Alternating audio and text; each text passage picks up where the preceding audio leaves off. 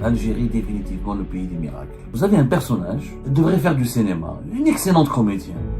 Madame Ibtissam Hamlaoui, elle raconte à tout le monde, dans les coulisses, dans les salons du céréal algérien, que c'est grâce à elle que Nasser al-Djen a chuté ou il est tombé en disgrâce. Et ben voilà où est-ce que l'Algérie, voilà où est-ce qu'on s'est retrouvé dans cette nouvelle Algérie incroyable. Madame Ibtissam Hamlaoui, qui dit du mal aujourd'hui de Nasser al-Djen, elle oublie que c'est Nasser al-Djen qui l'a façonné. Regardez comment l'Algérie, elle est incroyable. C'est pour ça que je vous dis que Netflix devrait s'implanter en Algérie. Ibtissam Hamlaoui, c'est Nasser al-Djen qui l'a aidé à devenir patron de Croissant Rouge algérien. Elle a tout fait pour le séduire, pour gagner son amitié, pour être une proche de lui. Ibtissam Hamlaoui incarne tout ce qu'il y a de plus mauvais, tout ce qu'il y a de plus machiavélique, tout ce qu'il y a de plus opportuniste dans la pratique politique en Algérie. Cette femme était la copine de Nasser al-Djen. Ensuite, elle a trahi Nasser al-Djen pour se rapprocher de Farid Zinedine Belchir. Et elle a des ambitions politiques extrêmement poussées. Elle leur confie qu'elle veut devenir un jour candidate aux élections présidentielles. La nana, elle rêve de devenir présidente. C'était une amie à Hicham Aboud. C'était une source à Hicham Aboud. Ensuite, elle était l'amie de Tartag. Elle n'a aucune valeur. Elle veut juste se positionner sur l'échiquier. C'était un double agent, triple agent. Elle séduit les uns pour les remonter contre les autres. L'Algérie, définitivement le pays des miracles. Le pays des milliards de miracles, surtout le pays des mille et une extravagances. Alors que l'Algérie elle est secouée par différentes crises, le scandale Nasser al-Djen, la crise des Haraga, les problèmes socio-économiques, la crise morale autour de la communication chaotique de la présidence de la République, la déconnexion de la réalité, la fuite en avant, le déni de la réalité du président Abdelhamid Tebboune. Pendant tout ce temps-là, pendant que nous avons mille et une crises qui nous secouent le pays, qui inquiètent les Algériens et les Algériens avec une incertitude, où est-ce qu'on va? Est-ce que Tebboune est conscient de la réalité du terrain, des problématiques actuelles, des mutations du monde qui nous entoure? Vous avez un personnage, pendant ce temps-là, il y a un personnage, franchement, elle devrait faire du cinéma, une excellente comédienne. Madame Ibtissam Hamlaoui, pendant ce temps-là, elle raconte à tout le monde, dans les coulisses, dans les salons du céréal algérien, que c'est grâce à elle que Nasser al-Djen a chuté ou il est tombé en disgrâce. Que c'est grâce à elle que Nasser al-Djen n'est plus au pouvoir. Que c'est grâce à elle que Nasser al-Djen n'est plus dans les bonnes, n'est plus dans les bonnes faveurs, dans les bonnes grâces, plutôt dans les bonnes grâces du président Abdelhamid Tebboune et du pouvoir algérien. C'est Nasser al-Djen, ce pôle ou ce chef des services secrets est tombé, c'est grâce à Madame Ibtissam Hamlaoui. Et ben voilà où est-ce que l'Algérie, voilà où est-ce qu'on s'est retrouvé dans cette nouvelle Algérie incroyable. Une femme qui était quasiment méconnue, une simple médecin, une activiste. Elle n'a jamais été très brillante comme médecin. Elle n'a pas créé une clinique, elle n'avait pas de cabinet réputé à Alger ou là à Paris ou là ailleurs en Algérie. Elle a commencé sur les plateaux de télévision en 2019 à insulter, à diffamer, à dénigrer le Hirak et les opposants. Elle a prêté allégeance au régime Gaye Salah en tant que personnage médiatique sulfureux et controversé. Elle a ensuite, après la mort de Gaye Salah, elle a prêté allégeance au régime Tebboune et comme par hasard, du jour au lendemain, grâce à ses connexions, elle est devenue, depuis le 12 mai 2022, elle dirigeait le Croissant Rouge algérien. Et depuis le 20 mars 2025, elle a été nommée à la tête de l'Observatoire national de la société civile. Un organisme constitutionnel, créé par un arrêté constitutionnel et qui est censé être un mécanisme de dialogue et d'amélioration des droits civiques et de la communication, du vivre ensemble entre les autorités et les citoyens en Algérie. Madame Ibtissam Hamlaoui, qui dit du mal aujourd'hui de Nasser al-Djen, elle oublie que c'est Nasser al-Djen qui l'a façonné. Regardez comment l'Algérie, elle est incroyable. L'Algérie, c'est un feuilleton. L'Algérie des sketchs, ou l'Algérie des intrigues, ou l'Algérie des rebondissements. C'est pour ça que je vous dis que Netflix devrait s'implanter en Algérie. Les personnages du pouvoir algérien, c'est des personnages de fiction. Le fonctionnement du pouvoir algérien est une machine, est une inspiration permanente pour les scénaristes de Netflix. Ibtissam Hamlaoui, c'est Nasser al-Djen qui l'a aidé à devenir patron de Croissant Rouge algérien. Elle se bousculait pour le rencontrer à Antal quand il dirigeait Antal à la fin de l'année 2020, en novembre 2021. Elle a tout fait pour le séduire. Elle a tout fait pour le séduire, pour gagner son amitié, pour être une proche de lui. Et c'est Nasser qui, dans ses rapports, qu'il a introduit au plus haut sommet de l'appareil sécuritaire du pays et qui l'a ensuite permis de s'introduire au sein de l'entourage de Tebboune. C'est à travers Nasser Djen qu'Ibtissam Hamlaoui a connu Bouana Boualem, a connu Amirouche Hamadash, le secrétaire particulier de Tebboune, qu'elle a connu par la suite Kamel Sidi Saïd. C'est à travers Nasser Djen. Et plus tard, qu'est-ce qu'elle a fait? Parce qu'il est temps de parler. Ibtissam Hamlaoui, pour moi, je ne la critique pas, j'ai beaucoup de respect pour les femmes. Et je suis l'un des fervents partisans de la promotion des femmes au plus haut sommet de l'État. Et je pense que les femmes algériennes ont beaucoup à apporter au développement, à la démocratisation du pays, ou à la bonne gouvernance du pays. Et je suis contre, mais d'ailleurs, mes prises de position concernant la liberté de la femme et la défense des droits des femmes en Algérie, elles sont connues depuis mes chroniques sur Algérie Focus, depuis mon travail sur Algérie Part. Tout est documenté là-dessus, je n'ai rien à prouver. Et j'ai toujours été contre qu'on utilise les femmes comme faire-valoir.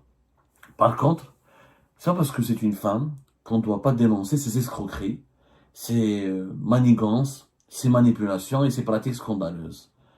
Ibtissam Hamlaoui incarne tout ce qu'il y a de plus mauvais, tout ce qu'il y a de plus machiavélique, tout ce qu'il y a de plus opportuniste, tout ce qu'il y a de plus bas dans la pratique politique en Algérie. Cette femme était la copine de Nasser Djen. Ensuite, elle a trahi Nasser Djen pour se rapprocher de Farid Zindine Béchir.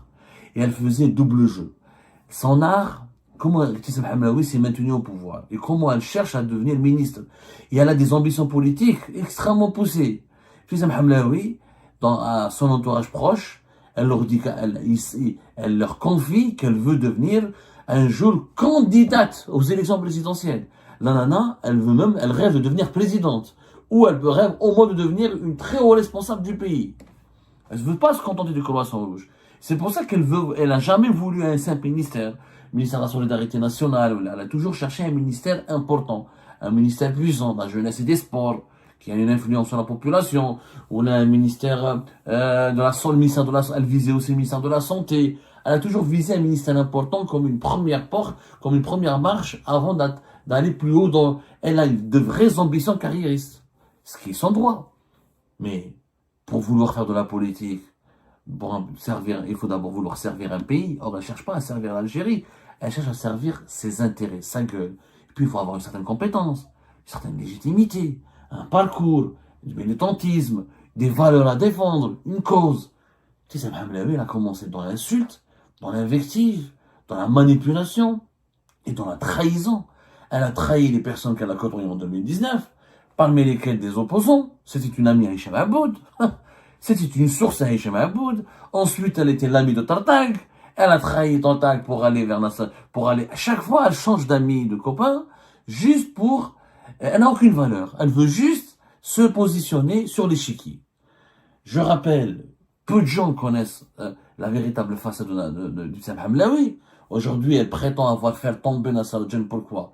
Parce qu'elle donnait des informations sur Nasser Djen à Kamel Sidi Saïd et à l'entourage de Tebboune, quand l'entourage de Tebboune voulait se débarrasser de Nasser Djen. Mais auparavant, elle faisait la même chose.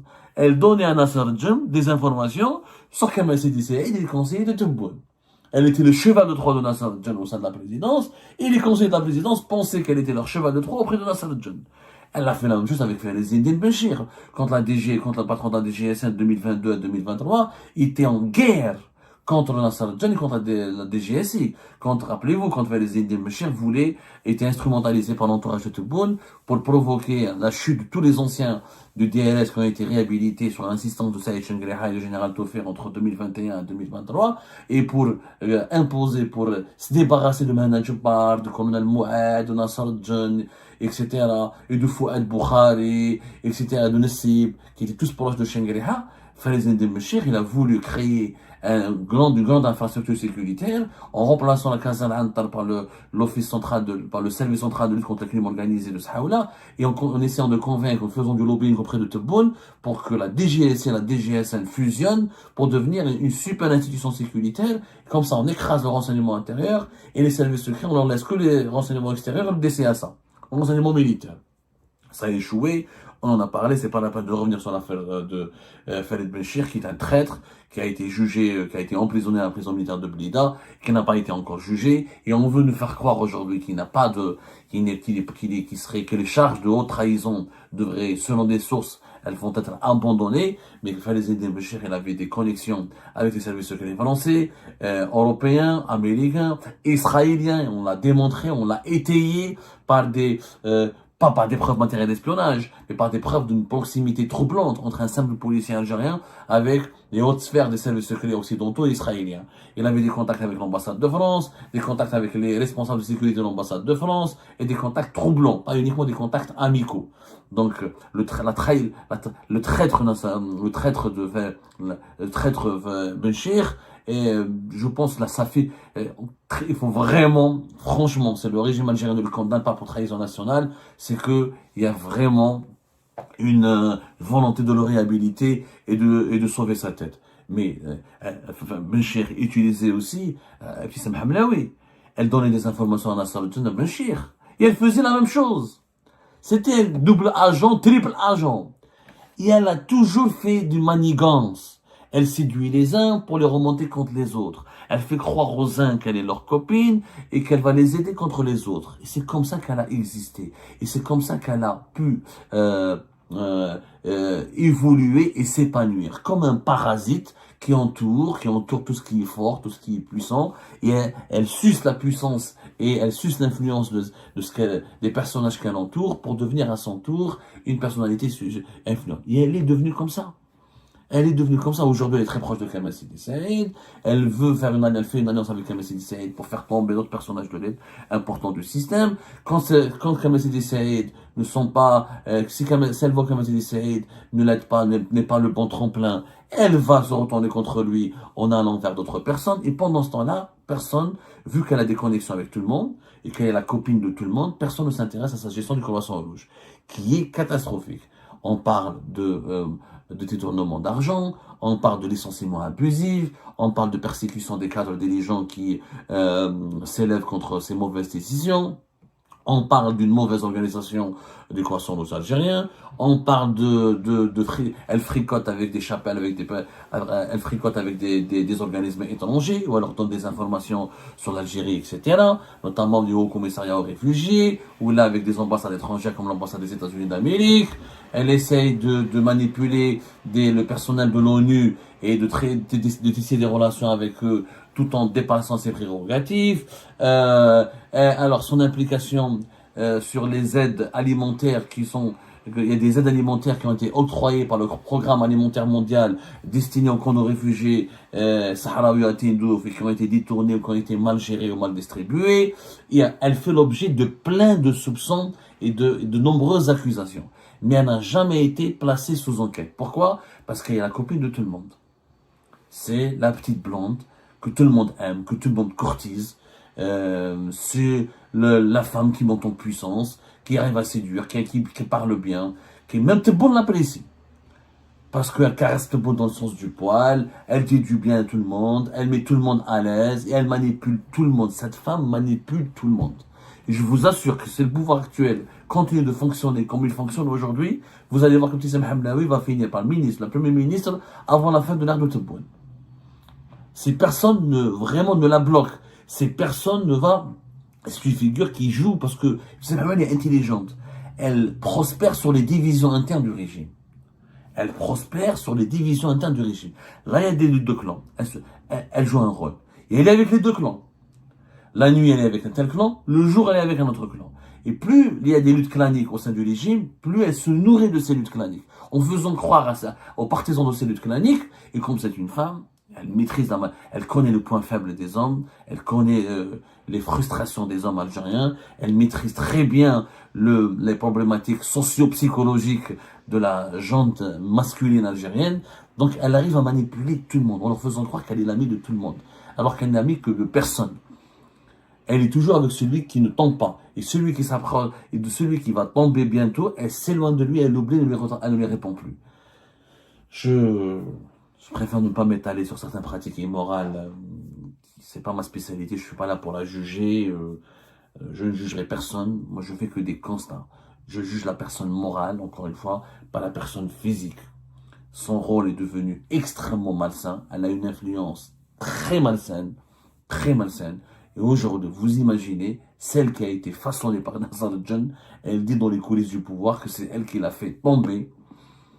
Et elle se targue maintenant de ses bonnes relations avec Boualem Boualem et Kamel Sidi Saïd et les conseillers de Tebboune. Demain, quand Boualem Boualem va tomber, elle va dire c'est moi qui l'a fait tomber parce que j'ai donné des informations et j'ai donné des données, j'ai donné des dossiers sur lui au président ou à son adversaire. Et elle le fera, elle continuera de faire comme ça d'une année à une autre jusqu'à ce que tout le monde tombe et peut-être c'est elle qui va rester à la fin. Et ben voilà les amis, c'est la fin de cette vidéo. Je vous remercie comme d'habitude pour avoir suivi jusqu'à la fin. N'oubliez pas de nous laisser vos commentaires et vos réactions sur cette vidéo et de vous abonner à la chaîne si vous n'êtes pas encore abonné. Donc voilà, ça fait vraiment plaisir de voir vos commentaires et vos réactions et vos discussions sur la section des commentaires. C'est très intéressant et je vous prie toujours de garder le respect et un petit peu la bonne ambiance pour tout le monde. Donc voilà, merci beaucoup et à la prochaine dans une nouvelle vidéo. Au revoir.